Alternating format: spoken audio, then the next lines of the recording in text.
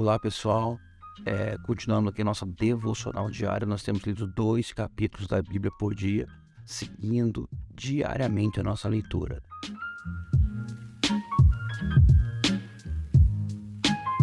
Ao final desses 2 capítulos, eu venho aqui e faço o meu comentário. Minha leitura tem sido 2 capítulos por dia. Incentivo você a continuar, a não desanimar. Você não leva mais do que 10 minutos para ler 2 capítulos da Bíblia por dia. Hoje nós estamos falando sobre a primeira carta de Paulo aos Coríntios, capítulo 5 e 6. Antes de mais nada, se você não é inscrito no canal, vai lá, se inscreve, marca o sininho, que é importante, porque toda vez que tiver o vídeo vai ser notificado para você.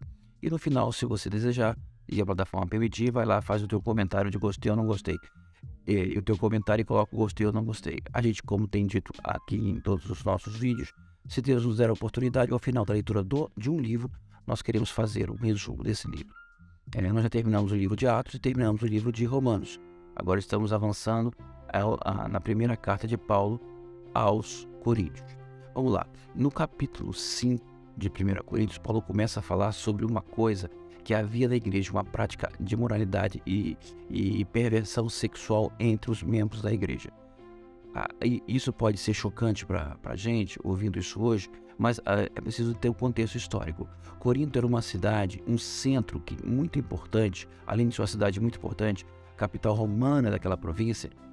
Corinto tinha 2 templos. Um dos templos era o templo a Afrodite, a deusa do amor. Então havia uma rotina muito grande de prostitutos cultuais, de prostitutas que ficavam nos templos vendendo seus serviços, como que as pessoas fossem sacrificar a Afrodite e faziam as perversões sexuais. E existia uma multidão de prostitutas, sim, muitas prostitutas estavam em Corinto. E ali era muito comum essa prática entre os coríntios. Quando a igreja chega, evidentemente que Paulo começa a orientar eles que aquilo estava totalmente fora. Jesus não veio trazer prazeres da carne.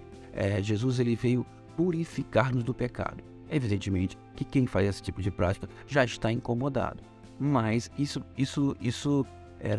era algo comum entre aquele povo. Bom, aí o que acontece?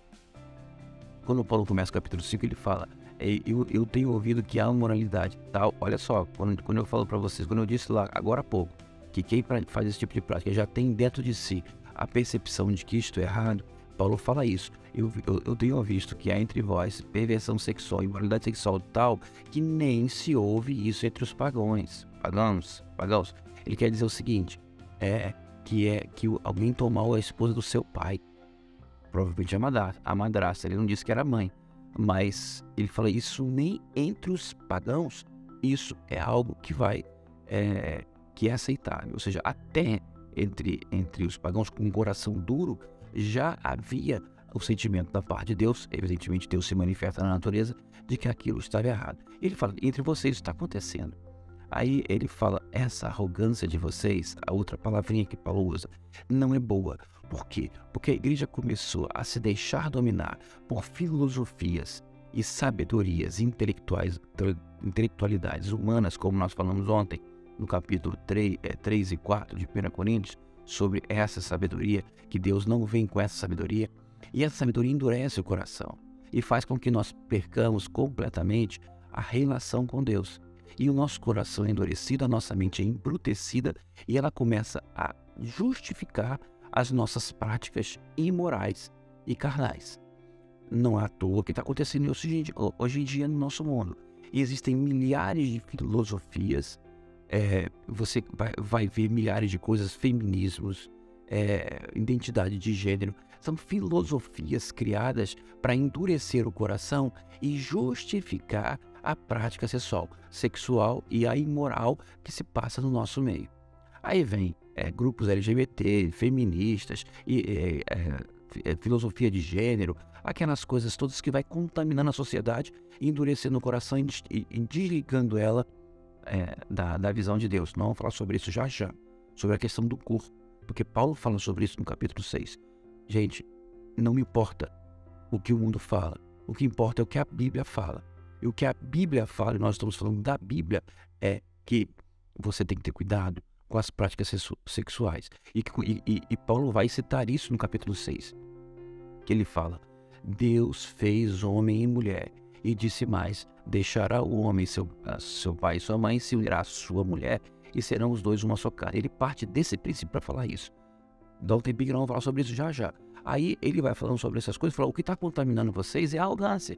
A arrogância de achar que através da sabedoria humana vocês possam justificar essas coisas.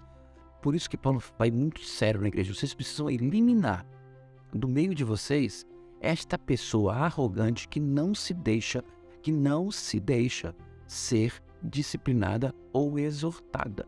Porque a impressão que passa no capítulo 5 é que a pessoa que estava fazendo isso em Corinto era uma pessoa muito influente na igreja.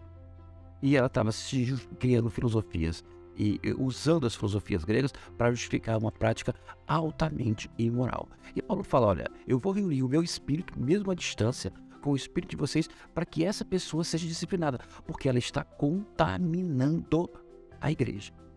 Não porque aí Paulo fala: não é porque eu digo para vocês que vocês têm que se isolar do mundo, deixando de se relacionar comercialmente, profissionalmente, com pessoas. Ele cita vários itens, não fala só a parte moral, da sexual. Ele fala pessoas que enganam, pessoas que roubam, pessoas que têm práticas sexuais imorais, pessoas idólatras.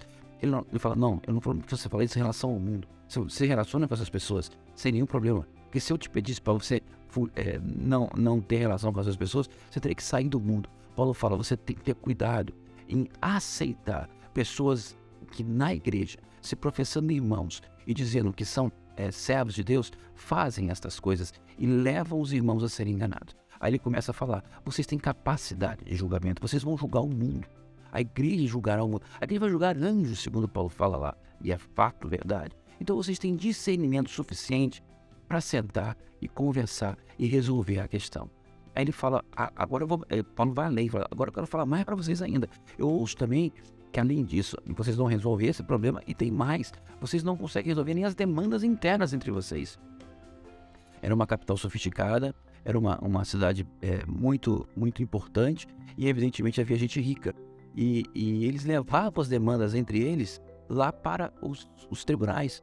Ele falou assim: é um fracasso para a igreja deixar com que essas demandas caírem na mão de ímpios. Se vocês vão julgar o mundo, por que vocês não resolvem isso internamente? Você não há nenhum sábio entre vocês que vocês possam delegar a tarefa de resolver a demanda entre os irmãos? Olha os problemas contemporâneos que Paulo estava enfrentando. A gente acha que a Bíblia não tem soluções para os nossos problemas contemporâneos. Ela tem. Porque o que acontece hoje é o que Salomão fala em Eclesiastes: nada de novo há debaixo do sol. As questões contemporâneas sobre sexualidade, as questões contemporâneas sobre cobiça, as questões contemporâneas sobre contendas de disputas jurídicas já havia em Corinto. Lê lá que você vai ver. E essas questões contemporâneas nós temos que estar preparados como igreja para resolver internamente, entre a igreja. E ele fala: olha só, vocês se acham muito orgulhosos? Se a demanda chegar num ponto tal que não há solução, para que vocês não desprezem o nome de Cristo? Por que vocês não sofrem o dano? Entrega, deixa, não se preocupa. Deus vai fazer o julgamento ao final. Aí Paulo volta a falar sobre a questão sexual. Ele fala assim: eu quero mostrar para vocês uma coisa, que o nosso corpo pertence ao Espírito Santo, ele é templo do Espírito Santo. Aí ele usa o texto de novo de Gênesis: deixará o homem pai e mãe, se unirá à sua mulher, e serão os dois uma só carne, se juntarão. E ele fala: quando nós nos convertemos e recebemos o Espírito Santo, nós somos um com ele. E nós não podemos oferecer no altar de Deus, com o nosso corpo, um sacrifício de idolatria ou de imoralidade, porque nós somos um com o Senhor. Ele fala: cuidado com o que você faz com o seu corpo, porque o seu corpo, ele é apresentado a Deus nesse conjunto. Somos um com o Senhor. O corpo, ele está debaixo do pecado. Se você não dominar esse corpo, ele fala: tudo me é lícito, mas eu não me deixarei dominar por nada. E o principal que eu tenho que dominar é o meu corpo. Então ele fala: os pecados sexuais, seja de homossexualidade, seja de adultério, seja de perversão, que ele chama de imoralidade sexual, essas coisas você pega contra o corpo, que é apresentado a Deus como um diante dele. Você é o templo do Espírito Santo, e quando você faz isso, você está maculando a tua relação com Deus. através do teu corpo. E tem outro problema, ele fala, você está se deixando dominar pelo pecado que está no teu corpo. Porque a última coisa que Deus vai fazer é reviver o teu corpo. Ele fala, mas tenha confiança de que da mesma forma que Deus ressuscitou Jesus dentre os mortos, Ele pode ressuscitar você também. E ele fala isso diretamente para aqueles que têm as questões sexuais e as questões da carne, do corpo, muito implícitas, ou seja, todos nós, né? Porque de alguma forma o pecado ele age profundamente na nossa carne. Paulo fala isso em Romanos, estudamos isso. O bem que eu quero fazer eu não consigo fazer, mas o mal está diante de mim. Miserável que homem que sou. Mas especialmente o pecado da imoralidade sexual, do adultério, do homossexualismo, ele fala, você pode pecar contra outras coisas, mas tem um pecado que fica marcado na tua carne, que é o pecado contra o sexual, ele vai contra o teu corpo. Ele fala, evita isso, para que você não seja escravo dessas coisas, e você vai ter que se deixar dominar por essas coisas.